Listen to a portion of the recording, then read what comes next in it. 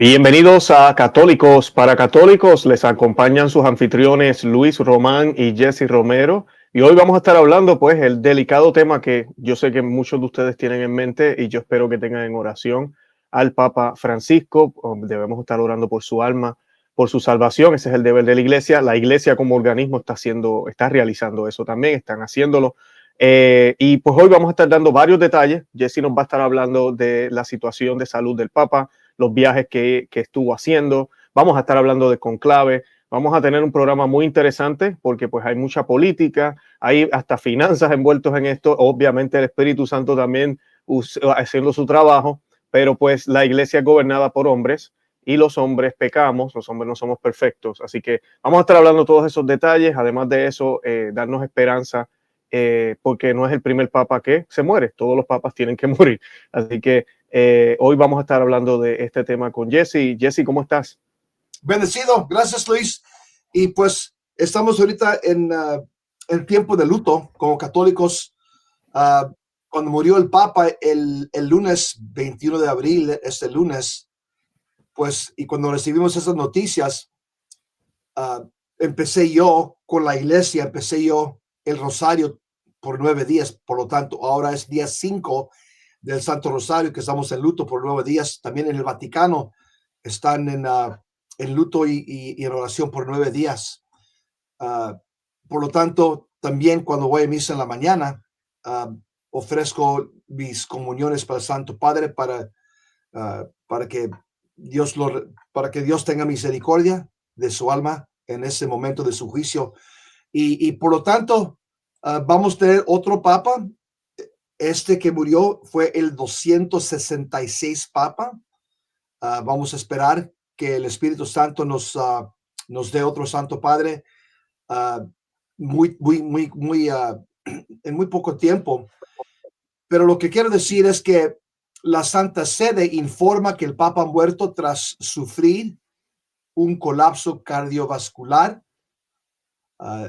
derrame cerebral, coma, colapso cardiovascular irreversible. Y esas son las causas de la muerte del Papa Francisco, ocurrida a las 7:35 del lunes de esta semana, que fue el 21 de abril, en su apartamento en Casa Santa Marta. El profesor Andrea Arcangeli, director de la Dirección de la Sanidad e Higiene del Estado de la Ciudad del Vaticano, ha certificado las señales, causas en el informe de defunción publicado esta tarde por la Oficina de la Prensa de la Santa Sede. Y el documento indica que el Papa tenía antecedentes de insuficiencia respiratoria aguda en neumonía bilateral multimicrobiana, bronquitis múltiples, hipertensión y diabetes de tipo 2. La muerte se comprobó mediante un registro electrocardiograma tanatológico, y declaró, escribe el profesor Arcangeli, que las causas de la muerte, según su conocimiento y conciencia, son las cosas indicadas que ya les dije. Por lo tanto, el anuncio también fue hecho por el cardenal Kevin Joseph Farrell. Él se llama el camarlengo de Santa Roma Iglesia, desde la Casa Santa Marta, y dijo estas palabras. Dijo: queridos hermanos y hermanas, con profundo dolor debo anunciar el fallecimiento de nuestro Santo Padre Francisco a las 7:35 de esta mañana. El obispo de Roma, Francisco, regresó a la casa del Padre. Toda su vida estuvo dedicada al servicio del Señor y de su iglesia. Nos enseñó a vivir los valores del Evangelio con fidelidad, valentía y amor universal, especialmente en favor de los más pobres y marginados. Con inmensa gratitud por su ejemplo de verdadero discípulo de Jesucristo, encomendamos el alma del Papa Francisco al infinito amor misericordioso del Dios uno y trino. ¿Comentarios, Luis? Sí, miren, a mí es una noticia, a mí me tomó de sorpresa. Nosotros el domingo, mi esposa y yo íbamos para la Santa Misa y estábamos hablando de Papa, hablábamos de la salud de él, porque como él había dado fue la última vez que lo vimos en público, Dios estuvo dando la bendición a Ubi et Orbi, algo así creo que se llama, que es la bendición oficial que puede realizar un Papa y la hizo para la fiesta de Pascua. Y ese día las imágenes lo mostraban como dormido y despierto en la silla de ruedas. Se veía que lo estaban forzando para que, o él se estaba esforzando, podía ser una y dos, una o la otra. Y hablábamos de eso y decíamos, ya el Papa no va a ser el mismo, se ve que va a seguir así, va a estar un buen tiempo de esa manera. Y al otro día, boom, se fue. Fue como bien sorpresivo. En otros ya están diciendo es como si hubiese sido la despedida de él en Pascua. El Señor nos dio ese regalo. Acuérdense que independientemente de la persona que ocupa la silla, es el Papa. Entonces, cuando vemos un Papa, independientemente de que sea el más conservador y estos papas que tal vez necesitamos hoy en día en estos tiempos de crisis, o el Papa que tal vez a veces nos ponemos un poco preocupados por a veces las opiniones, sigue siendo el Papa y ocupa una silla que tiene un poder grande. Entonces, pues Dios nos dio ese regalo de poderlo ver por última vez en esa manera y tenemos que orar por su alma. No podemos asumir que está en el cielo porque fue Papa, que Así creo que es. es un error que estoy viendo en los medios sociales. Con esto del AI, de la inteligencia artificial, la gente está creando imágenes y ya lo ponen al lado de Jesús en el cielo y está llegando al cielo, se ve él caminando y los ángeles. Y yo digo, wow, esto tiene un problema porque los muertos no vamos directamente al cielo a menos que hayamos sido mártires. Eso yo creo que es la única muerte que de verdad podemos decir que van directo. Y pues no sabemos tampoco dónde está. Yo no puedo decir que está ni en el infierno ni en el cielo. Yo no sé dónde está. Tengo que orar por su alma. Y esas oraciones no se pierden. Ese es mi deber. Y pues esos son mis comentarios, ¿verdad? Les pido a la audiencia que sigan orando por su alma y obviamente también pedirle a Dios.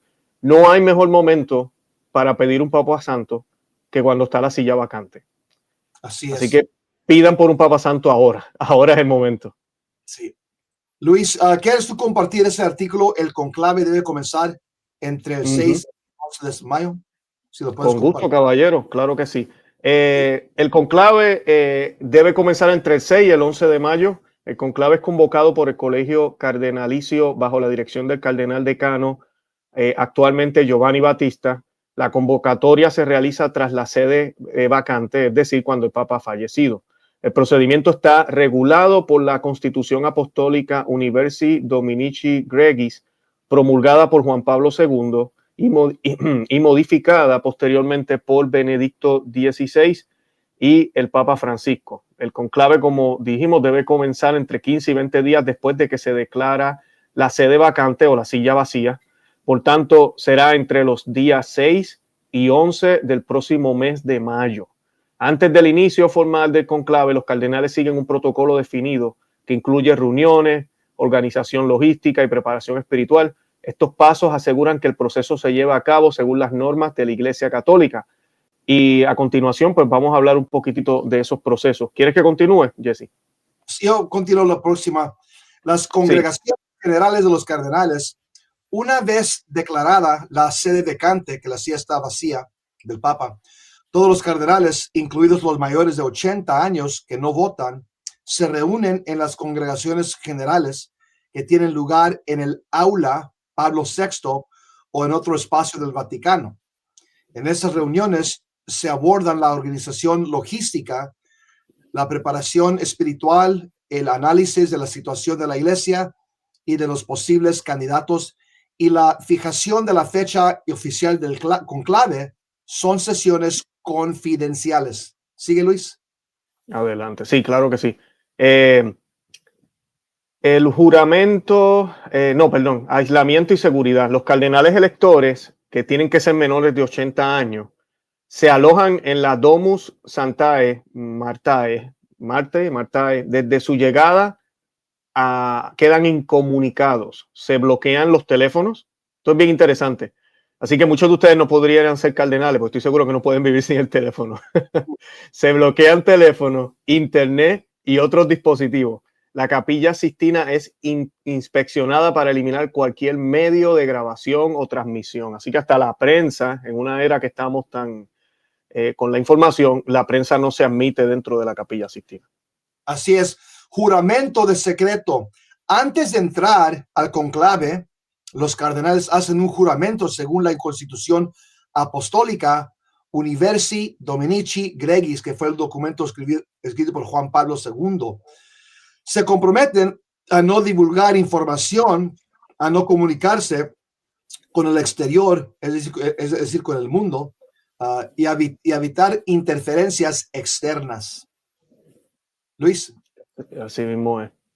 Antes del conclave se celebra una misa en la Basílica de San Pedro para pedir la guía del Espíritu Santo. Asisten todos los cardenales electores y no electores.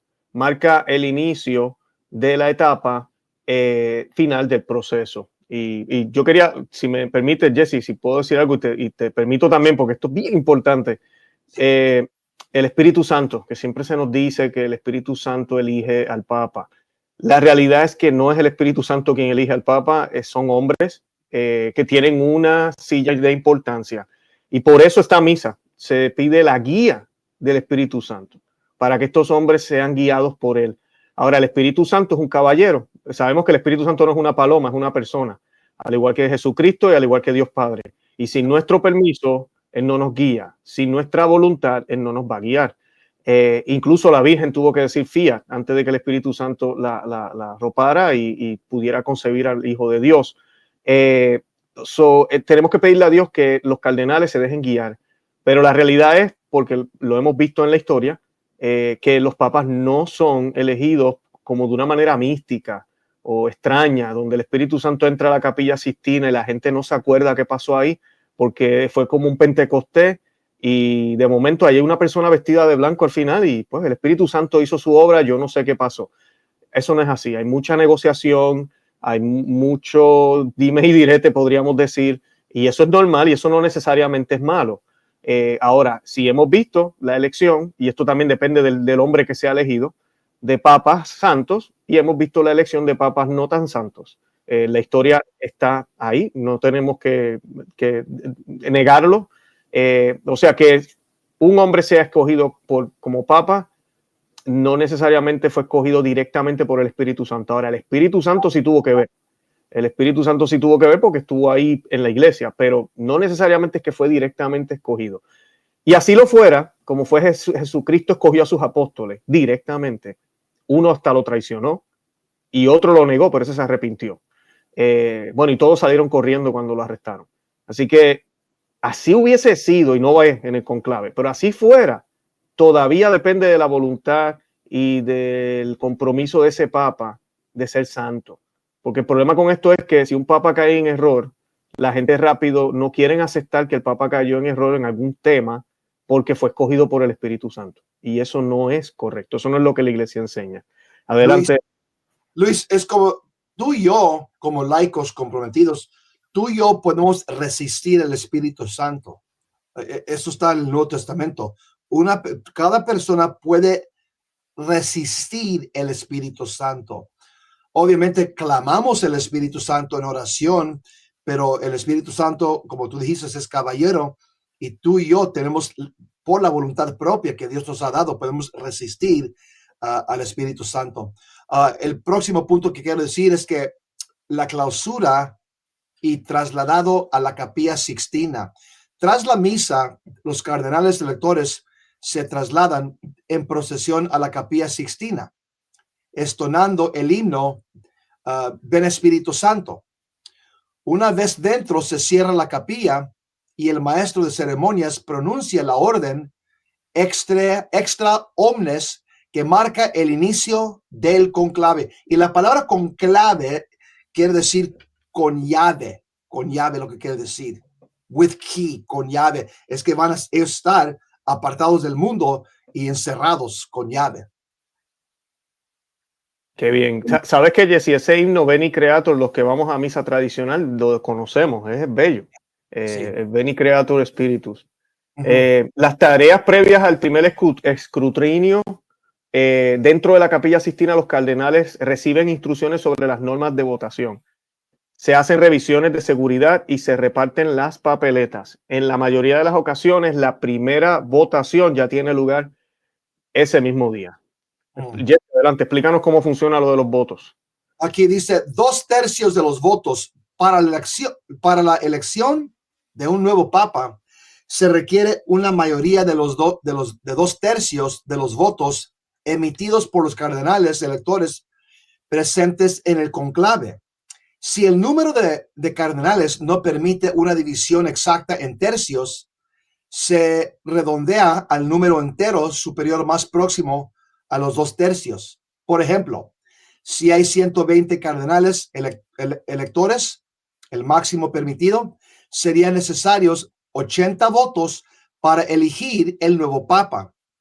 Este requisito de mayoría cualificado se mantiene durante todas las votaciones del conclave sin límite de rondas.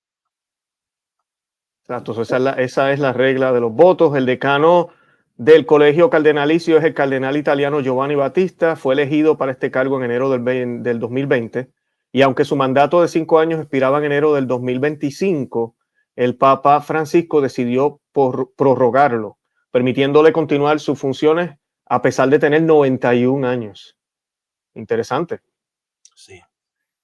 Una cosa que quiero decir, Luis, es que el Papa, su nombre él nació Jorge Mario Bergoglio. Él nació el 17 de diciembre de 1936 en Buenos Aires, Argentina. Hijo mayor de una familia de inmigrantes italianos. Conoció desde joven la dureza de la vida. Antes de abrazar su vocación religiosa, trabajó en oficios humildes, incluyendo como portero. A los 21 años sufrió una grave neumonía que lo llevó a perder parte de un pulmón, experiencia que marcaría profundamente su camino espiritual. Ingresó a la Compañía de Jesús, los jesuitas, en 1960. Después de varios años de estudios en el seminario, fue ordenado sacerdote en 1969 y posteriormente ocupó cargos clave dentro de la orden jesuita, llegando a ser provincial de los jesuitas en Argentina. En 1998 fue nombrado arzobispo de Buenos Aires y en el año 2001 el Papa San Juan Pablo II lo creó cardenal. Su elección como sumo pontífice ocurrió el 13 de marzo de 2013, convirtiéndose en el primer papa hispanoamericano y el primero perteneciente a la Compañía de Jesús, los jesuitas. Durante su pontificado, que habría cumplido 12 años este mes de marzo, el Papa Francisco marcó a la iglesia con un estilo pastoral cercano, insistente en la misericordia, el cuidado de los pobres, la dignidad de los migrantes y la necesidad de una iglesia en salida. Hoy el mundo despide al hombre que pidió, recen por mí, desde el primer momento de su pontificado. Su legado complejo y lleno de contrastes será analizado por generaciones, pero su entrega a la iglesia y su testimonio de fe quedarán grabados en la memoria del pueblo de Dios. Y le pedimos descanse en paz, Santo Padre. Vamos a hablar del magisterio de Francisco. ¿Puedes tú iniciar ese comentario, Luis? El magisterio de Francisco. Creo que ese no lo tengo, Jesse, disculpa. Ok. Durante su pontificado, el Papa Francisco ha publicado 4 encíclicas: Lumen Fidei, Laudato Si, Fratelli Tutti y Diexit Nos, y 7 exhortaciones apostólicas. El Papa Francisco llevó a cabo su ministerio mediante la publicación de documentos magisteriales, y aquí les voy a dar las fechas. Lumen Fidei, iniciado por Papa Benedicto XVI y completada por Francisco, aborda el papel de la fe en la vida del creyente. Laudato Si trata sobre el cuidado del medio ambiente y el concepto de ecología integral. el tercer encíclica, Fratelli Tutti, examina el tema de la fraternidad humana y la amistad social. Y la cuarta, Dilexi nos expone aspectos de la devoción al Sagrado Corazón de Jesús. En cuanto a las exhortaciones apostólicas, escribió y publicó las siguientes: Evangelii Gaudium, el año 2013, sobre el anuncio del Evangelio en el mundo actual. La segunda exhortación apostólica es Amoris Laetitia, el año 2016, tras los sínodos sobre la familia. La tercera, Gaudate et Exultate, el año 2018. Eso fue sobre la llamada a la santidad. La cuarta, Christus Vivet, el año 2019, fue dirigida a los jóvenes tras el sínodo de 2018. La quinta, Querida Amazonia, el año 2020, resultado del sínodo especial para la región amazónica. La sexta, Laudate Deum, el año 2023, continuación de Laudate Si, centrada en la teoría del cambio climático. Y la última que él escribió se llama Sest, la confianza, el año 2023, publicada con motivo del 150 aniversario del nacimiento de Santa Teresa del Niño Jesús, centrada en la confianza en Dios. Del Papa argentino también se han publicado un gran número de cartas apostólicas, muchas en forma de motu propio, discursos, cartas mensajeras, y ha presidido de forma habitual el Angelus dominical en la Plaza de San Pedro, a lo que hay que añadir su magisterio catequético durante las audiencias generales de los miércoles. Y el último punto que quiero mencionar, Luis, es que el Papa Francisco realizó 48 viajes apostólicos durante su pontificado. Francisco llevó a cabo de 48 viajes apostólicos. El primer de todos fue a Brasil, el 22 al 29 de julio del año 2013, con motivo de la Jornada Mundial de la Juventud en Río de Janeiro. Y el último viaje a la isla de Córcega, Francia, el pasado 15 de diciembre, y no ha visitado ni su país natal, Argentina, ni España. Luis, ¿comentarios? Sí, no, fue un papa, yo digo que es como hay una mezcla de ciertas cosas, aunque él tiene su estilo único, la tuvo. Y Sí. como dije al principio, en una de las partes, yo creo que vamos a analizar mucho este pontificado, vamos a ver muchos obispos, cardenales, a dar su opinión. Ya lo estamos viendo desde estando él vivo. Sabemos que algunos de estos documentos tenemos nuestras, ¿verdad? Tenemos mucha precaución, especialmente tiene mucho énfasis en la ecología. Son cositas que nunca se habían hablado en la iglesia y no tienen tradición. No quiere decir que no tenga algún valor, pero en cierto sentido también vimos una tendencia hacia unas ideas que el mundo también está tomando. Y ahí pues donde entró la crítica de su pontificado. Ahora de que sí, que era un papa que le gustaba estar cerca de la gente, era más abierto. Su personalidad de por sí siempre fue así. Él tenía ese regalo que Dios le había dado. Por ejemplo, Benedicto XVI era más ortodoxo, más de enseñar, más de teología, pero era bien distante. Era un hombre que tú no podías ir y abrazarlo porque yo creo que se hubiese paralizado porque no era su personalidad. Y Juan Pablo II tenía un carisma increíble, era fotogénico, tenía la manera de caminar, todo, tenía como esa gracia y era también muy ortodoxo enseñando. Lo que yo he escuchado ahorita, creo que se va a evaluar mucho lo que este Papa escribió, el Papa Francisco. No todo es infalible, la gente a veces no entiende eso del magisterio ordinario y extraordinario de un Papa, no todo es infalible. Debemos tomarlo en consideración, somos católicos, nosotros no podemos decir yo no escucho al Papa, uno lo escucha, es su opinión, es lo que me quiso decir aquí, y ahí pues veremos lo que los obispos nos han estado diciendo. Hay ciertas cosas como las bendiciones homosexuales, que es uno de los problemas más grandes que creo que este pontificado ha tolerado. Ojalá se quite y no se vuelva a hacer más. La persecución a la misa tradicional a mí me duele mucho, por lo menos en el nivel diocesano. Y como dije ya, ese énfasis con esto de la ecología y lo de la Amazonía, son temas que yo creo que no deberíamos estar enfocados en eso.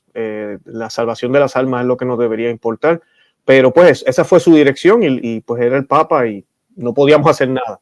Veremos a ver qué sucede con el próximo y pedirles oraciones a Dios para que el próximo también sea guiado por el Espíritu Santo. De cierta manera, con los aciertos y los desaciertos de un Papa, siempre aprendemos. Así obra el Espíritu Santo. Tenemos el Papa que nos merecemos y tuvimos el Papa que nos merecíamos.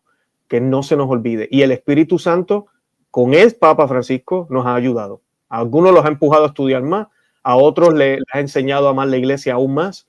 Es interesante, pero siempre el Espíritu Santo hace su obra. Así es.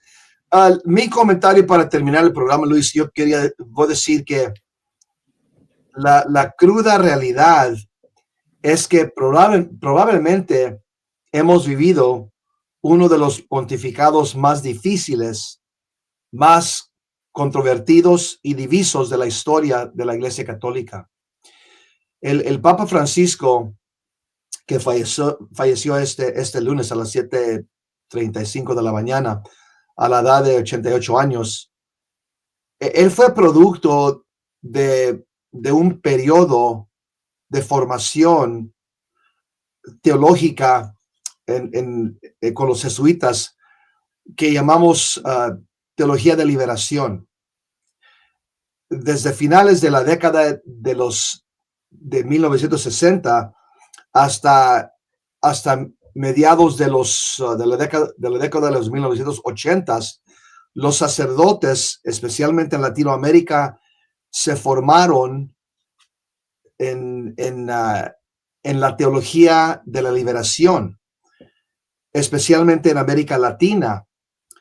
Y eso fue la zona cero de esta teología heterodoxa y horizontal, donde se pone más énfasis en las cosas del mundo que en las cosas de Dios. Y es la mezcla de la fe católica y el marxismo. Y es algo que, gracias a Dios, Juan Pablo II y Papa Benedicto vinieron a cancelar, a abolir, porque es una formación que ha llevado, que ha creado muchos herejes en la Iglesia Católica. 4 puntos que yo puedo decir del Papa Francisco, críticas teológicas que puedo decir, en paz descanse. Número 1, el Papa Francisco, él sostenía lo que se llama la primacia de la conciencia.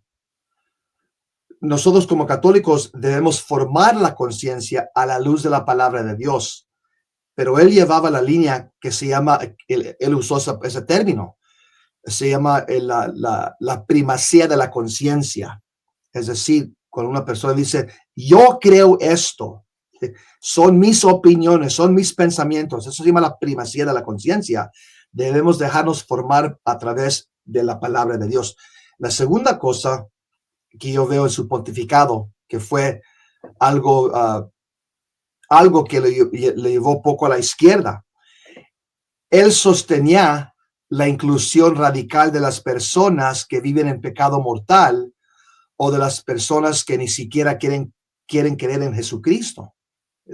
Él enseñó que una persona puede recibir la Sagrada Comunión aún no recibir una anulación de su primer matrimonio. Que los homosexuales pueden tener sus arreglos, sus desórdenes, sus uniones desordenadas, bendecidos por un sacerdote católico. Esas cosas nunca se han enseñado. Otra cosa también, su visión del evangelio es más horizontal, es decir, centrada en el hombre, centrada en el clima, centrada en la tierra, en lugar de vertical, centrada en Dios. Y aquellos de nosotros que sostenemos un catolicismo vertical, centrado en Dios, en tiempos pasados nos ha llamado rígidos y nos ha dicho que estamos emocionalmente sin balance. Y la cuarta cosa que yo diría, mi cuarta crítica sería, su círculo de asesores nos llama fieles a aferrarnos al magisterio actual del Papa Francisco. Las personas de la Santa Sede llamaban al círculo de Papa Francisco el magisterio de Francisco. Este término, Luis, nunca se ha utilizado en el pasado para ningún papa. Y el papa los hubiera corregido, él los hubiera dicho, no es mi magisterio. Yo soy parte del magisterio vivo de 266 papas, empezando con Pedro. No es mi magisterio, es el magisterio de la iglesia viva. Pero él nunca corrigió ese error, ese término, el magisterio de Francisco. Y esa fue otra cosa que yo diría que nos llevó a mucha confusión a los laicos. Son mis comentarios, Luis. Es todo. Excelente, no, excelente. Tenemos que orar porque, pues, como yo en mi programa también, y sé que aquí tú lo has dicho también, sabemos que la iglesia tendrá ya vamos a hablar mucho de este pontificado, se va a hablar mucho porque, pues, no todo es positivo, tampoco es todo malo, no estamos diciendo que todo es malo, pero sí las cosas que tú acabas de mencionar, que son solo algunas, han hecho un efecto en la fe de los católicos que no nos dirige hacia donde tenemos que estar dirigidos, y más en un mundo que es hostil hacia Cristo. Ahorita es que necesitamos radicalmente amar a Cristo más que nunca y mostrarlo en la liturgia, en lo que creemos, pedir conversión. No se trata solo de diálogo, hay que pedir conversión, hay que pedirle a la gente misericordia. Dios tiene misericordia contigo y te perdona, pero vete y no peques más, ya se acabó. Esa vida tiene que parar. Y eso, pues, como que no se le dio énfasis. Algunos me dicen a mí, Luis, el problema con él era que los acentos los ponía en ciertas cosas y en otras no.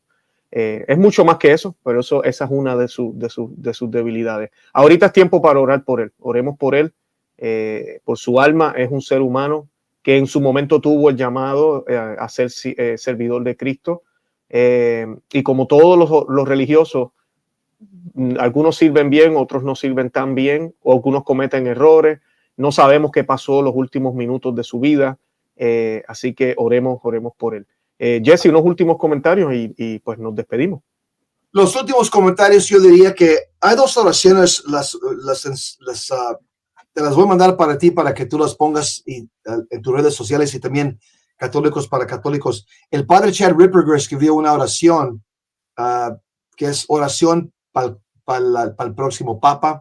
También el obispo Athanasius Schneider ha escrito una oración muy fuerte que está en las redes sociales, que es oración para el conclave y el próximo Papa. Te las voy a mandar a ti y te las voy a mandar también a Charles para que las pongan en las redes sociales. Claro que sí, las vamos a estar compartiendo. Miren los comentarios del video, la descripción, y ahí vamos a tener las oraciones para que las puedan rezar. Y nada, pues con eso entonces, Jesse, nos despedimos. Gracias por habernos acompañado. Le pedimos a todos, como siempre, que compartan el programa, que se suscriban a nuestro canal Católicos para Católicos en YouTube y que nos sigan por todos los medios sociales. Si alguno de ustedes habla inglés también, búsquenos también por Catholics for Catholics. También hay mucho contenido en inglés y hay un canal en YouTube también mucho más grande que este porque pues llevan un poco más de tiempo, pero pues también pueden encontrar muy buena información allá. Y nada, con eso entonces nos despedimos. Le pedimos sus oraciones por Estados Unidos, le pedimos sus oraciones por América Latina, le pedimos sus oraciones por Asia, pero también les pido hoy en especial sus oraciones por la luz del mundo, que somos tú y yo, pero también somos la iglesia. Que la iglesia siga siendo sal y luz para el mundo. Y que viva Cristo Rey, Jesse. Que viva y que viva la Virgen de Guadalupe. Amén, que vivan.